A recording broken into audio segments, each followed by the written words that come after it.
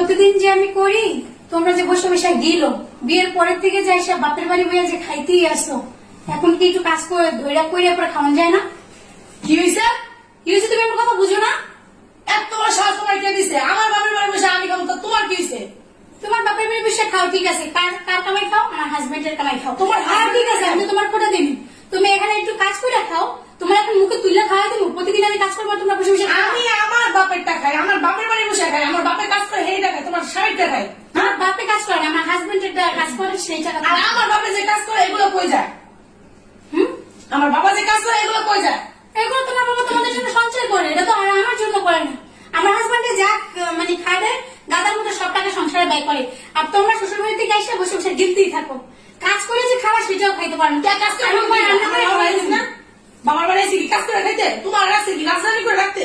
অবশ্যই তোমার এই যে কাজ করতে আমি আছে। তোমাদের বান্দি গিরি